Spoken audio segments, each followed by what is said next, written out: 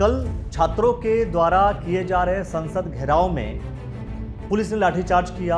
तमाम वीडियोस, तमाम तस्वीरें आपने देखी और इस देखने में सबसे बड़ी चीज़ जो पुलिस के ऊपर सवाल खड़ा हो गया, पुलिस के प्रशासन के ऊपर सवाल खड़ा हो गया, सिस्टम के ऊपर सवाल खड़ा हो गया कि आखिर लाठी भाजने वालों में ये कौन थे? ये कौन थे जो आपको दिख रहे हैं? कौन थे कि आखिर ये सिविल ड्रेस है, कोई पुलिस की वर्दी नहीं, कोई भी वर्दी नहीं है और बिना वर्दी के ये लोगों को मार भी रहे हैं, इनके हाथ में लाठी है।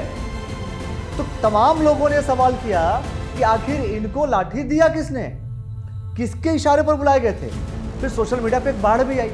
कई लोगों ने यह भी कहा कि कहीं ये भाजपा के गुंडे तो नहीं है या किसी को गुंडा बना करके तो नहीं भेजा गया।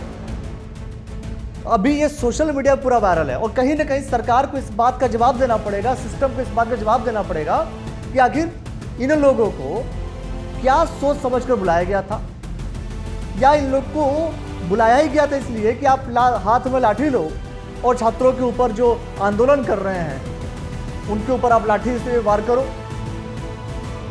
मतलब इन्हें बुलाया क्यों गया था? जब स्टूडेंट्स उनसे पूछ रहे हैं आप कौन हो, आपको किसने राइट दे दिया ये मारने का? आप कौन सा ड्रेस में, आप कौन है? आप कौन है? फिर आपके हाथ में डंडा कैसे है? आपके हाथ में डंडा कैसे है? सर इनके हाथ में डंडा कैसे? ये कौन है? ये कौन है? सर आप कौन है? सर आप कौन है? तो प्रशासन को ये सुनिश्चित करना पड़ेगा प्रेस कॉन्फ्रेंस के माध्यम से, जैसे भी आकर के बताना पड़ेगा दिल्ली पुलिस को कि आखिर दिल्ली पुलिस के साथ घूमने वाले ये शख्स कौन है। क्या ये भी पुलिस के ही विभाग के अधिकारी हैं, पुलिस विभाग में ही काम करते हैं?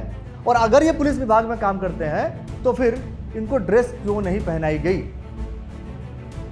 बिना ड्रेस का, सिविल ड्रेस में क्या कोई शख्स पुलिस के साथ मिलकर के छात्रों पर लाठी बरसा सकता है, किसी को मार सकता है? अगर वो विदाउट ड्रेस किसी को मार सकता है तो फिर पुलिस को चाहिए था कि इन्हें पकड़ा जाए, इन्हें पकड़कर जेल में डाला जाए। लेकिन ये लोग पुलिस का साथ दे रहे थे और पुलिस इनका सहयोग ले रही थी और ये लोग छात्रों के ऊपर लाठी बरसा रहे थे। आप छात्रों के ऊपर, आंदोलनकारियों के ऊपर आप लाठीचार्ज कर रहे हैं। इसीलिए सरकार के ऊपर और पूरे सिस्टम के ऊपर कहीं ना कहीं ये सवाल खड़ा होगा।